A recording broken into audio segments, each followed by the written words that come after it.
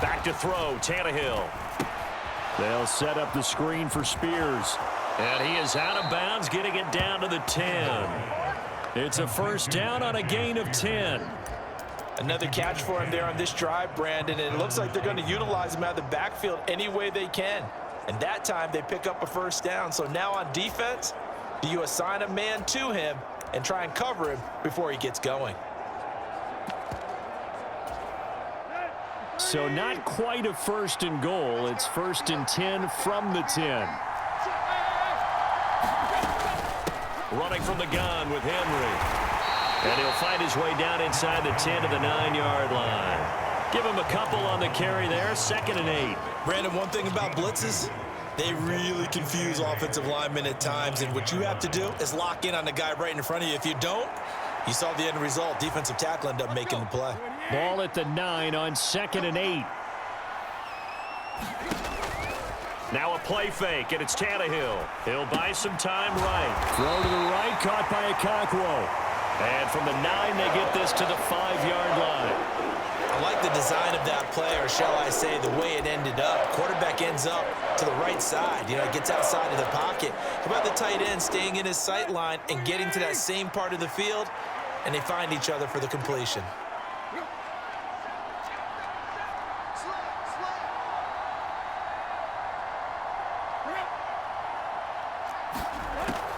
On 3rd down, here's Spears. And he'll get blown up behind the line of scrimmage. Back at the 6. A loss of a yard, and it brings up 4th.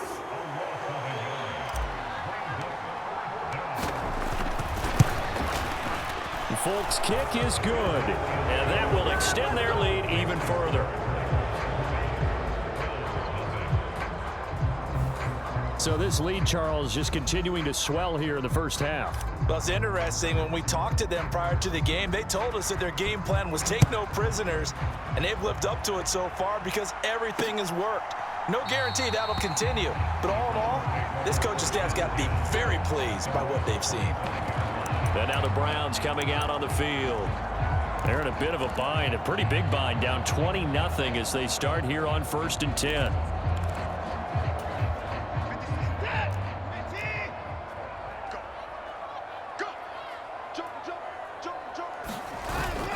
They'll start this drive out on the ground. And he still has yet to get on track in this first half as they're going to stop him behind the line. He'll lose a yard there, and it's 2nd and 11. I have a feeling they'll stay committed to running the football, especially on the early downs. They just haven't had a whole lot of success just yet. Back to throw, Watson. That pass complete to Moore. And past the 40 before he's out of bounds. 2nd catch for him today, and it'll wind up a first down. It's been a very one-sided game so far. They got to change what they're doing right now, don't they? You can't wait till the halftime speech to make an adjustment. No, you can't, because if you're doing it right, you're adjusting from series to series, and they need a big adjustment here to try and put some points on the board.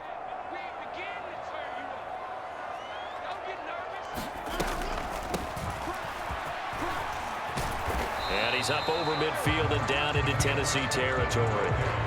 Just what you want on a first down run. Call it 8 yards, and it's 2nd and 2. Good yardage there on first down. Exactly what you want. Get yourself set up to keep making first downs, keep the clock running. And if they're smart, you're starting to milk the clock. No hurry before you run your 2nd down play. And this time he's able to take it down to the 42.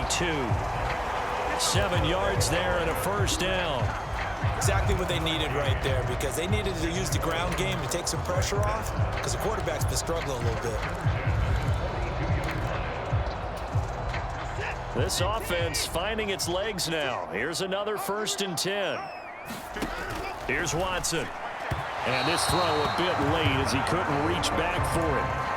Offense was moving it a little bit, had them back on their heels, but they earned a brief pause by forcing the incompletion. That gives them a quick chance to regroup and try and mount a stand before they're backed up even further. They'll fake it on the jet sweep, and instead a handoff up the middle. And he is met at the line of scrimmage, and he goes down right there. Here comes the 7th play now of this drive, as this is 3rd and 10. To throw is Watson. He's going to let this go. Back of the end zone. Now a battle for the football. It's caught. It's a touchdown. Donovan Peoples-Jones, 42 yards. And the Browns get a bit closer. They went empty backfield, all their weapons out wide, so there really was no secret here to what they were going to do.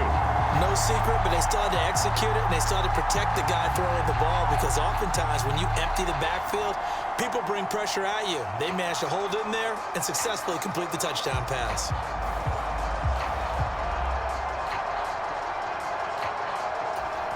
Now Cade York for the extra point.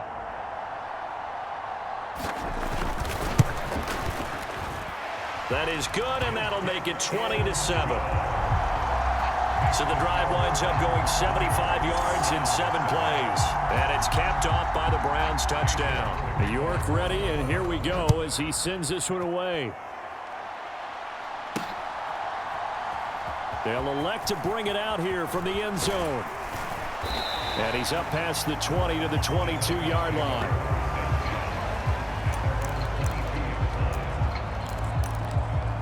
Here comes Tennessee as they get set to take the field. And last time they got 3 points, but it was a chip shot field goal. And when you go to the sideline after a chip shot field goal, maybe the offense not too happy.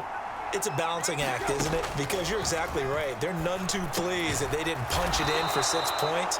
But they also have to remember they did put points on the board. 3 points is 3 points. And in this league, you take points when you can get them.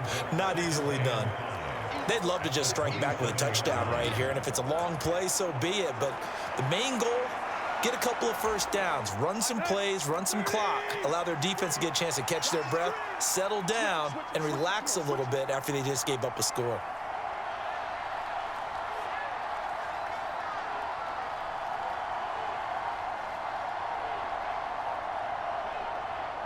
Two minutes remaining in this first half of football.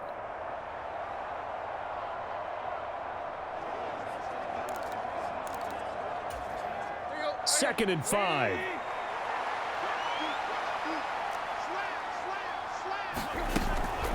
Out of the gun to give to Spears. Not much room here as he only gets it to about the 30.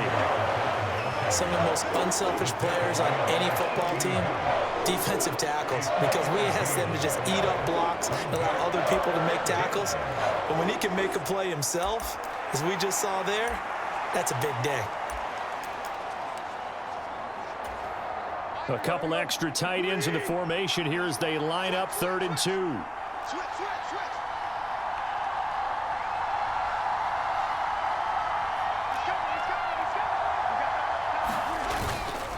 They'll try to run for the first with Henry. And he gets it to the 34. Good enough for the first. Just 4 yards on the pickup, but that's good enough to extend the drive. It wasn't a goal line situation, but how about the goal line formation on 3rd and short? They went in and went heavy. No surprise on who was going to get the football. How about the power exhibited there? Yeah, that was just put a hat on a hat, drive forward. Nice job to pick it up. On first down, Tannehill. And the catch made by Hopkins. So the completion good for 6 yards. And that's going to bring up 2nd down. To throw is Tannehill. It's complete to Hopkins. And the offense moving quickly to the line. 3rd and 2, Tannehill. That ball nearly intercepted, but he could not hang on. Oh, pick there certainly would have been nice. Instead, at least, it'll be 4th down. Here's Ryan Stonehouse now as he'll punt it away for the 2nd time. Fair catch called. It's taken in right at the 20-yard line. They'll call that a 33-yard punt with no return. And there'll be time for maybe one final play before halftime.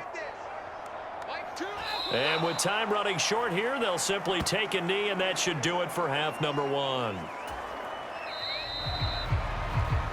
So we reach halftime here with the visiting Titans taking the lead into intermission. As we'll send you down to Orlando, we check in with Jonathan Coachman for our EA Sports Halftime Report. Coach. All right, Brandon, back to you two in just a bit. But first, welcome everyone to downtown Orlando.